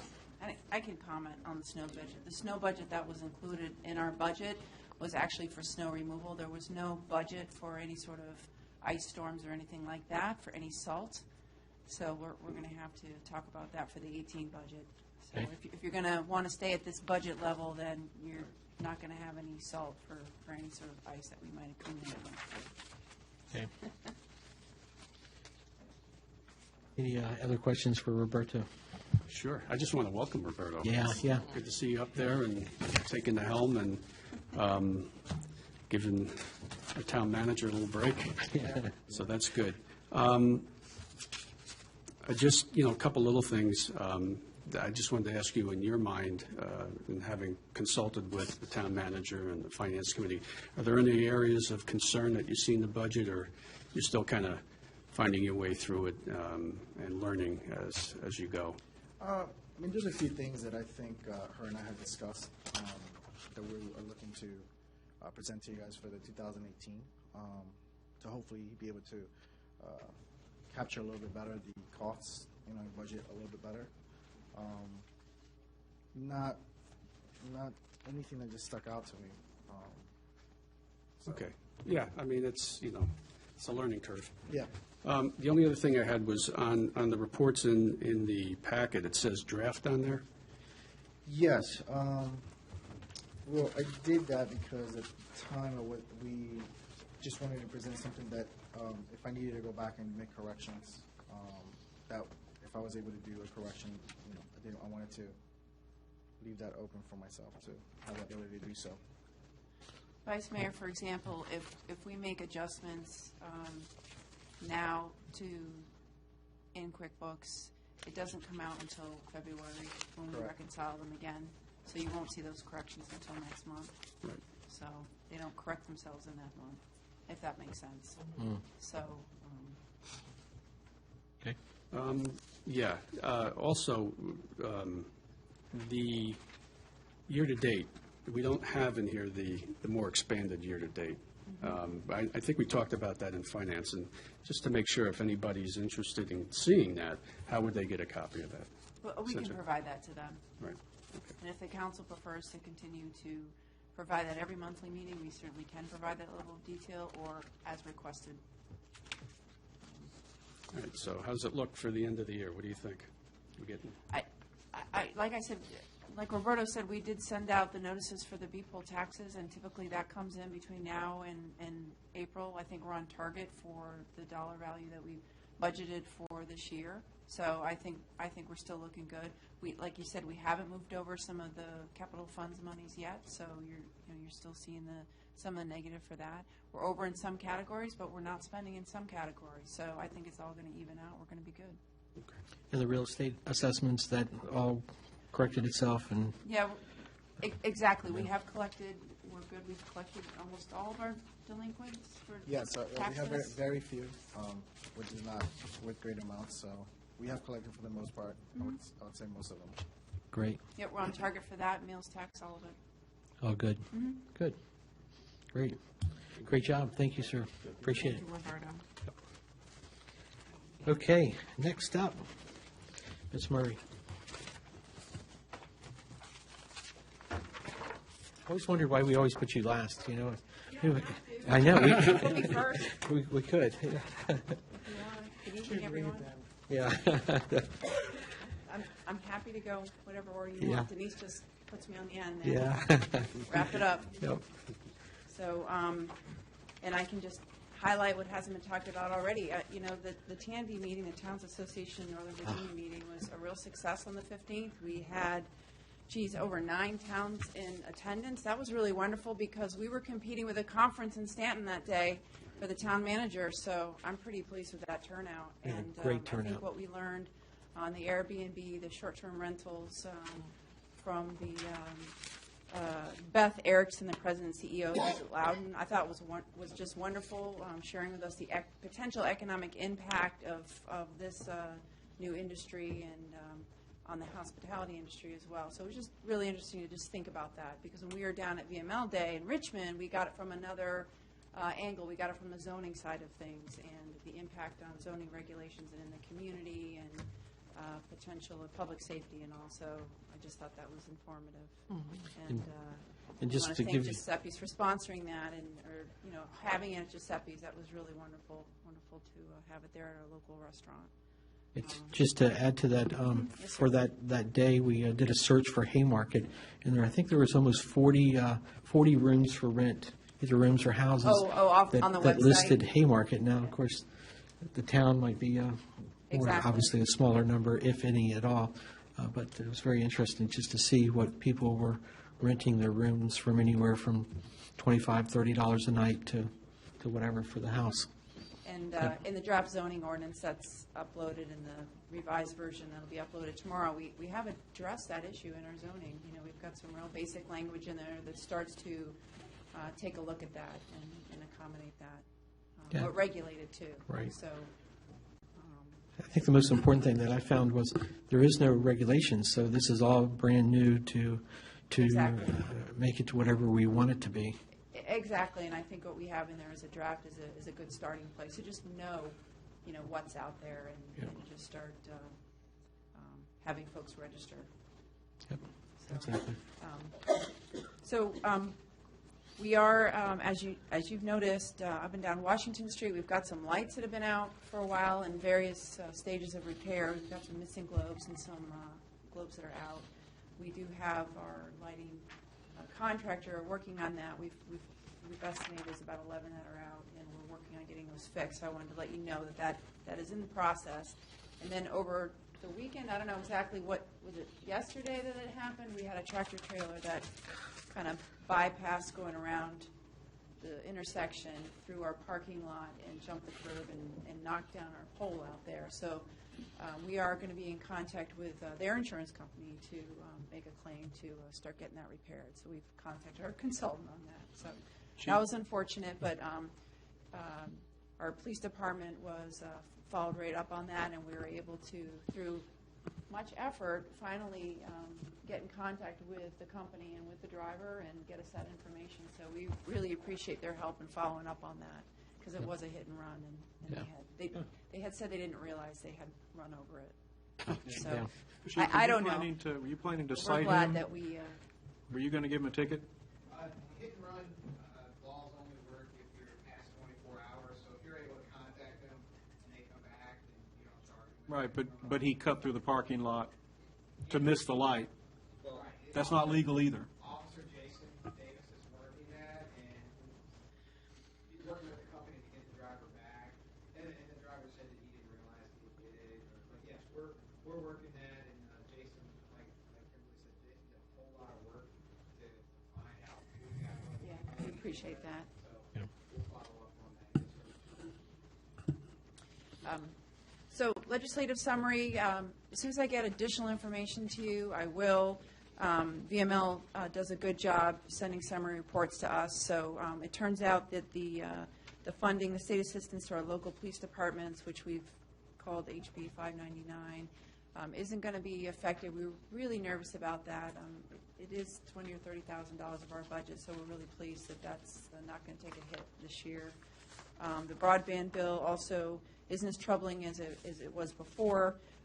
It was really discouraging public-private partnerships and businesses from entering into agreements regarding broadband opportunities. So we're really glad that got diluted. I'm going to follow up on a couple others that may or may not impact us, and I'm waiting for VML to finalize those reports for us. It's some of the easiest way to get in touch on that. We're continuing to receive FOIA requests. We've got 5 this month that we are working on. A couple we've satisfied, and we're working to finish the others. A couple of them are a little bit labor intensive, so we're going to need that additional time that we're allowed to have to kind of pull that together. So You send obviously estimates out of what the cost perhaps would be. yeah, that's correct. That's correct. If it is labor intensive and we're going to have to spend a lot of time, or we need to consult with our attorney on that, we do pull together an estimate and send that to the requester to see if they wish us to continue with the preparation. Okay. Yes, sir. Also, regarding administration and personnel, we are moving forward. We had advertised for a clerk of council and office manager. We've received several really good qualified candidates that we're going to start interviewing for. So we're excited about that. We'll keep you posted as we move forward. Thank you, Counselor Leakin Edwards, for assisting me in that effort. Appreciate it. And we're continuing internally to work on all our improvements and efficiencies with staff. We've made a lot of IT upgrades that have been really, really important. The budget's been hit hard on that, but we're going to figure that out and come out even at the end. But they were necessary. Very necessary. To protect the town security-wise and that sort of thing, and to protect the integrity and any potential liability issues. So we're very pleased with the assistance we've received in doing that, getting that work done. And as we've mentioned, Holly Montague, our part-time engineer, her last day with the town is this Thursday. We thank her for her service and her help to me over the last few months since I've been here. And she's going to be working with me on Thursday to summarize any remaining work that she has. And I'll be working on coordinating with a consultant in the interim to handle our engineering needs. We'll keep you updated on that. Again, we still have office space above the Copper Cricket and our large office space above. I'll mention that every month until we're full. And depending on the right candidate, if we need to make some improvements, I think that'll be a worthy investment to our buildings here. And also, I think you've also received a copy of the latest version of the Virginia Municipal League's Guide to the Freedom of Information Act, the Conflict of Interest Act, and the Public Records Act. This is the latest version that's out there. It's fairly readable. It contains all the legislation, but it also explains it a little bit in more common language to help you understand. We've distributed this to all of our boards, board members, and staff.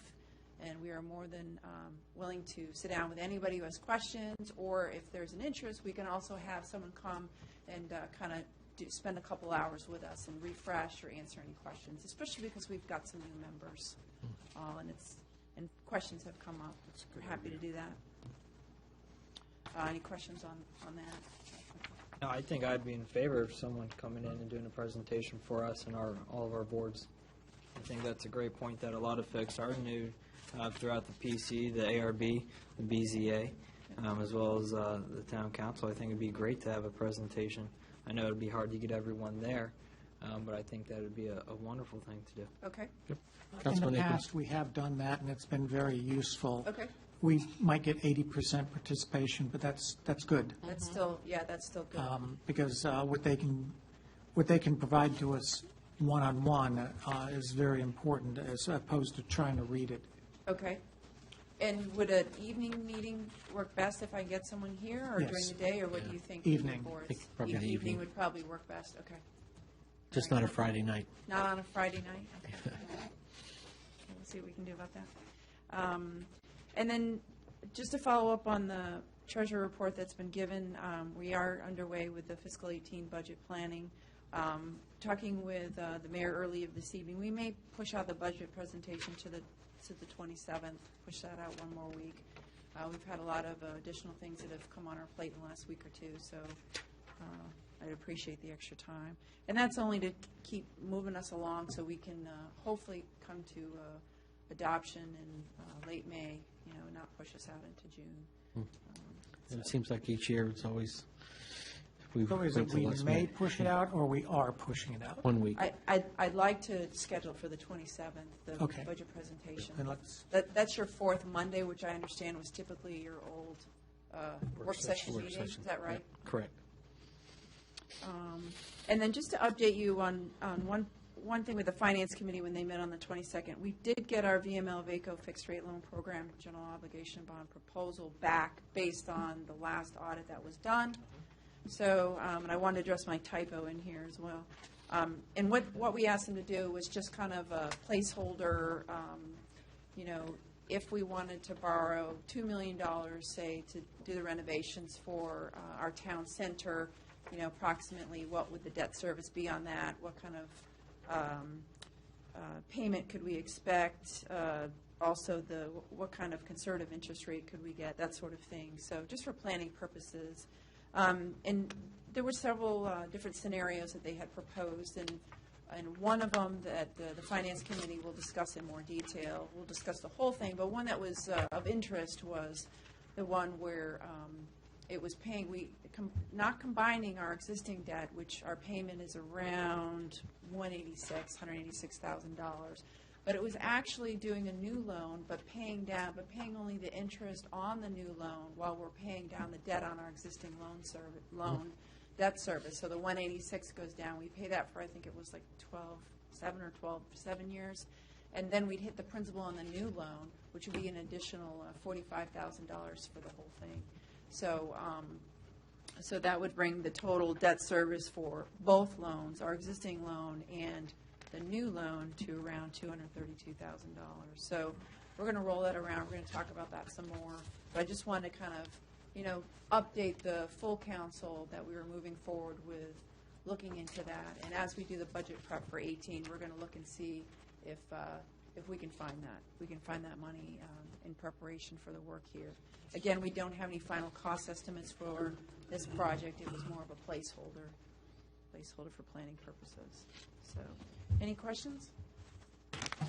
The only thing, Kimberly, is the web service. We're kind of put that on hold just until we can, I think that's one of the updates for that. Well, what we're proposing to talk with our consultant about for our web design is to move forward with the concept, get as many pictures to them as we can, kind of approve the look and feel of several of the different pages, and ask them if they're willing to put the contract on hold until we can get through the budget season, get fully staffed, and then start preparing the content. Because I don't think we have the content on our existing site ready to dump into a new site. I think there's a lot of fresh content that we want to prepare, and I think we should take the time for that. I don't think we should be dumping the old content on there.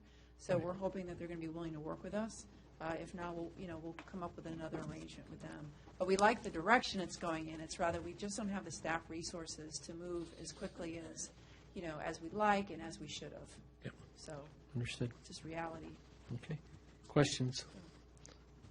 No? We're good? Sure. Okay. With regard to the FOIA, Yes, sir. The information that you would be supplying to the FOIA Yes, sir. requestee, it's not necessarily for them to pay, but then for them to see how much it's costing us to do the research that they're asking for, correct? Yes, what we do is if we think there's going to be a cost associated with it, it takes more than a certain amount of time to prepare it. For example, if we have to contact our attorney, if it's hours and hours and hours of staff time in addition to our regular duties, then we can prepare an estimate for them and let them know based on, say, the hourly rate of the person who's going to be working on it. But it's not necessarily for them to pay. Oh, yes. Yeah. Oh, yeah. Yes, they pay. have to. We get back to them with an estimate. We say, we estimate that it's going to cost approximately this much to prepare it for you because of the staff time, and then they get back to us and say if they would like us to proceed with the request, and then they have to pay the estimated amount. Do we collect it upfront? Yes, we collect it up front. Yeah. This is all outlined in the FOIA too. For example, Yes, if they didn't pay, then it's like a tax levy against the town, and then we can refuse new FOIA requests because of that delinquent. So there's a whole process that through the FOIA. Yeah. And as a staff, are we doing anything for Holly? Being this our last week here. Just staff is, just generally, we did some fun thing at staff meeting this morning.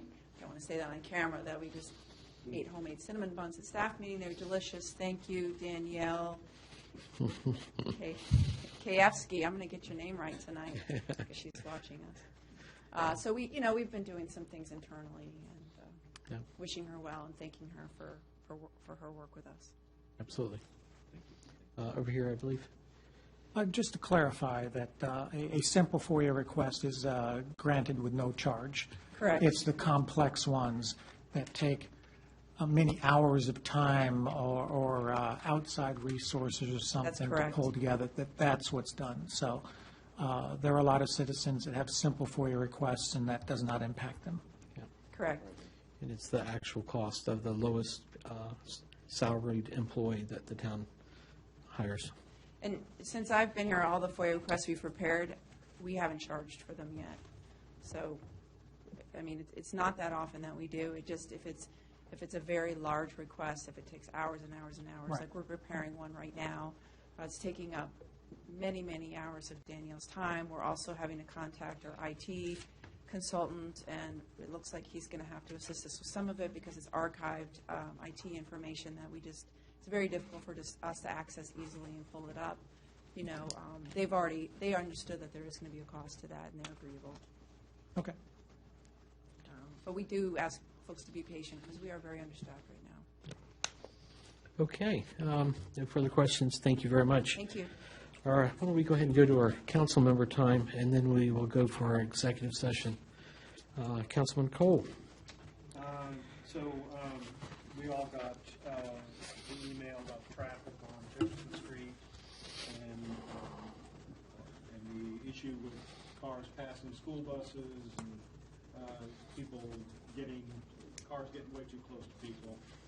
What I've done is I've reached out to VDOT, and I've got a meeting with Dick Burke, who is the Prince William County VDOT representative. We're going to meet with him on Thursday, and we're going to fly up the street on Google Maps and look at the image and start talking some strategies, near term, far term, what can be reasonably done. I don't expect him to address the school bus issue. I think we need to sit down with Chief and come up with an enforcement plan to, I don't know, a certain number of days, follow the school buses, catch the people that are passing the school buses.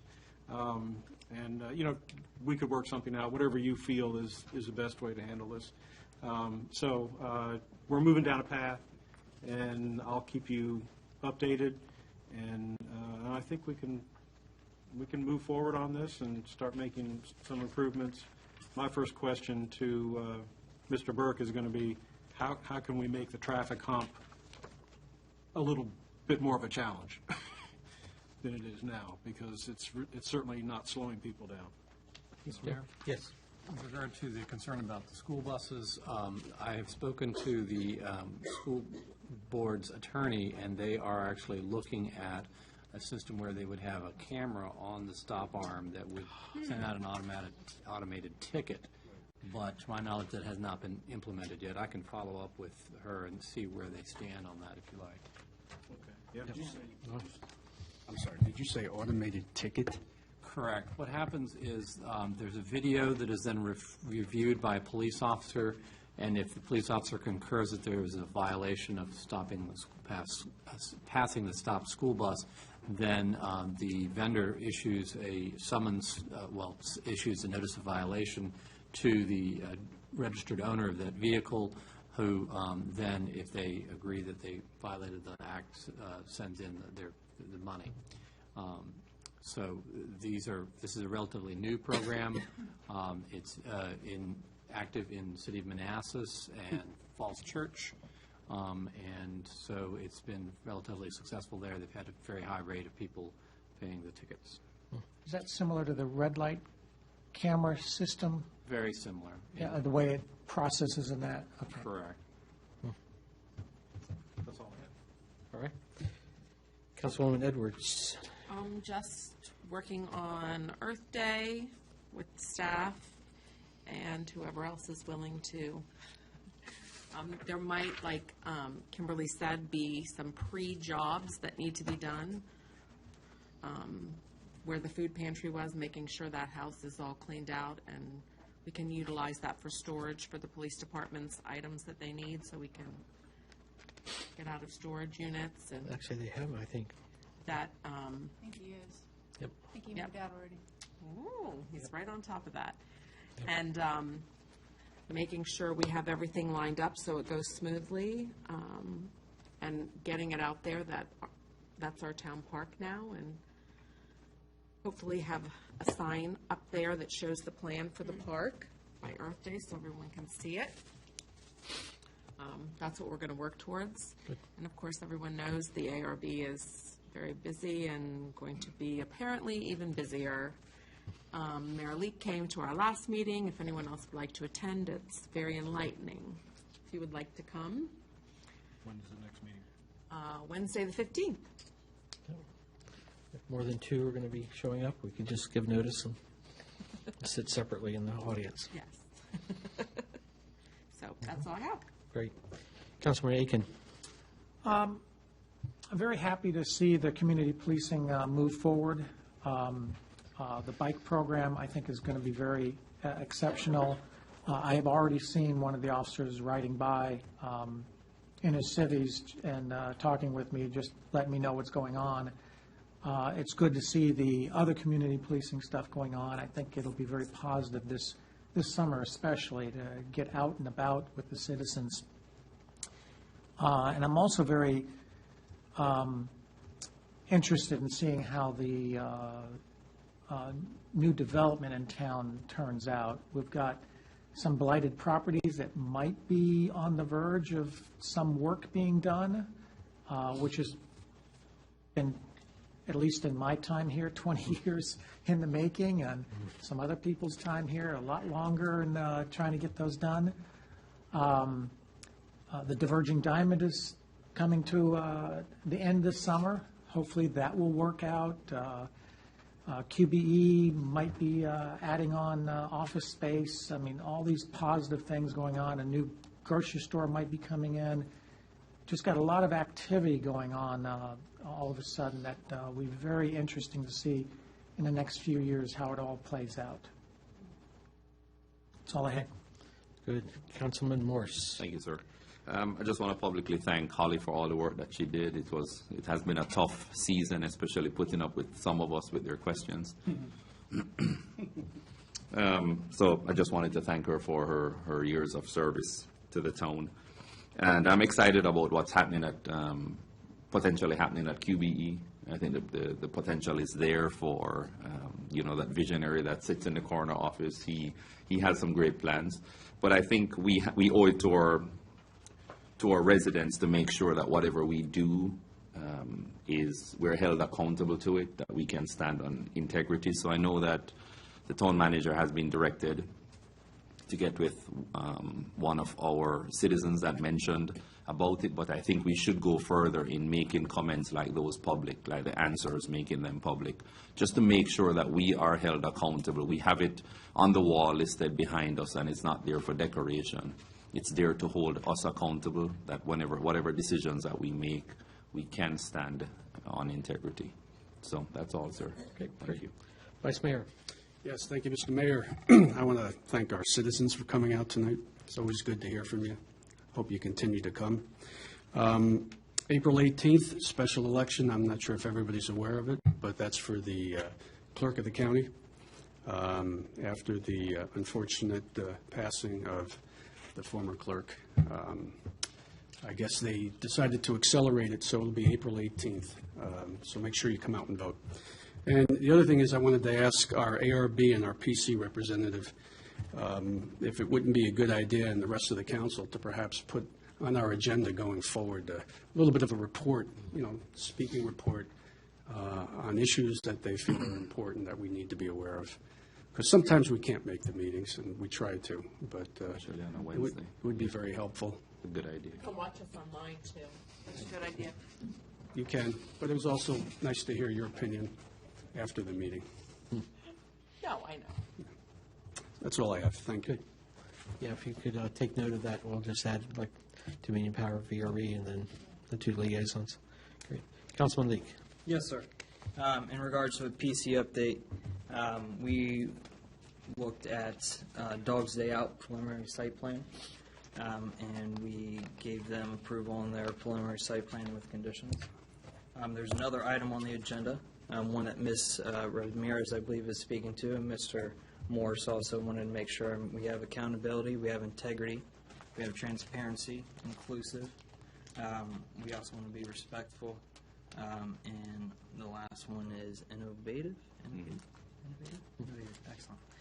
And so with that being said, I did reach out to town manager, and the town manager reached out to legal counsel in regards to Conflict of Interest Act, Virginia Code 2.2-3115, subsection F, and Virginia Code 3114, subsection E, I believe it is, or the two. And with both of those, what that does is that pulls me and removes me and I disqualify myself from any voting on any aspect that comes up at 14600 Washington Street with QBE and the expansion of their building.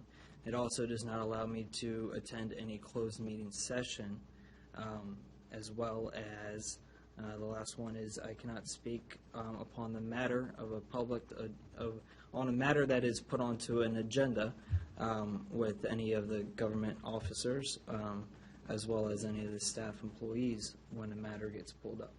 I put that disclosure in, disqualification in January, late January. I believe the date was the 26th.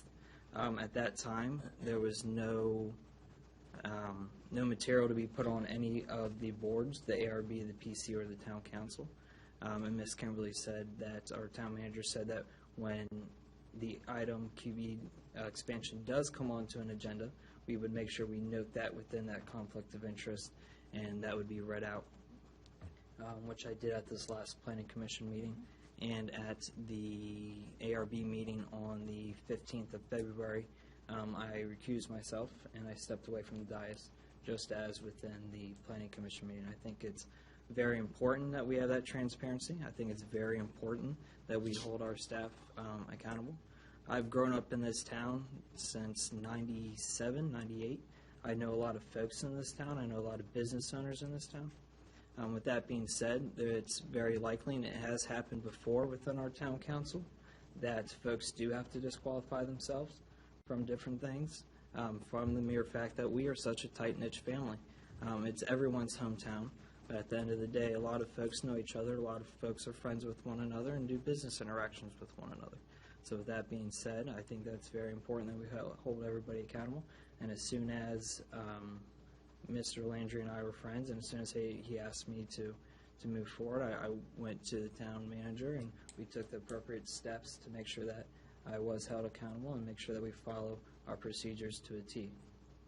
With also being said, I like with Mr. Humphrey's letter that was asked to be put into the meetings, if it's all right with the town council, I would like to take this letter and add it to our Planning Commission agenda at our next regular scheduled meeting to be able to discuss and look into this matter for him. With it being at the Planning Commission, we would have to look at our proposed land use map as well as our current zoning map and look to see where it got changed, why it got changed, make sure we do our due diligence with that aspect. So if that's all right with the town council, I'd like to move in that directive and adding it to our Planning Commission meeting. Good. Yeah, you could actually forward it to we could ask them to forward it to.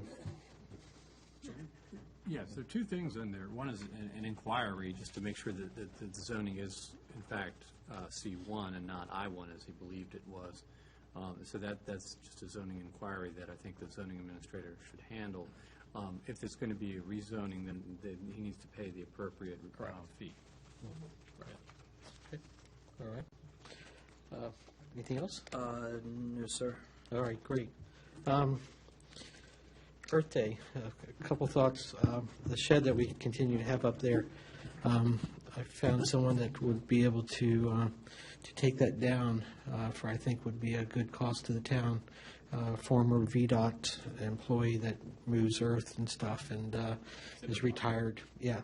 So his thought was the expense is typically in hauling the weight away and paying the fee, but he feels that what you do is you take the dozer and you make this nice hole up there at the top, and then you crush the stone, put it in there, and then fill it all back up and keep it on site, basically. He did say that the roof would have to be put that into a dumpster and hauled that to the county, but the actual rock and the heaviness would stay on site, but just buried. I think we're going to find out more about it, but what a great thought to be able to get that down finally. Just another phase to making that park what I would consider definitely low-hanging fruit. Other couple thoughts, too, of painting the well house. That's on the list. Yeah, and I know we do have a resident in town that does the arborist that we can maybe pull from him to see which trees that maybe could be brought down, and maybe using our landscape company to have a shredder that's kept on site and manned by the company to take the limbs and take all the dead stuff out. So just thoughts of that. I know, Chief, too, I'm sorry I didn't catch this on your time, but the other couple thoughts were, I know we were looking at using ghost cars through town and the pedestrian crossings for enforcement there. So I just wanted to kind of remember to follow up on that. Other than that, that's all I have for this evening. So we could have our attorney bring us into closed session for the items that we've discussed, or not discussed, but need to be brought to our attention. Mayor, then the form of the motion would be to move that the council convene in closed session to discuss the following, as permitted by Virginia Code Section 2.23711A1, a personnel matter involving town employees, and also as permitted by Virginia Code Section 2.23711A7, consultation with legal counsel involving specific legal matters, in fact, pending litigation, the Contrusi condemnation. So moved. Second. Discussion? Roll call vote, please. Morris. Yes. Cole. Yes. Edwards. Yes. Lee. Yes. Casanello. Aye. Bacon. Yes. Great. All right, thank you all very much.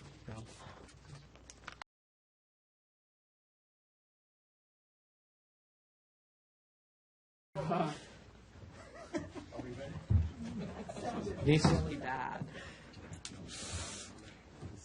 Sure. I'm going to do a screen share so I can be able to see her. Yeah. Okay, let's go ahead and bring ourselves back to order here.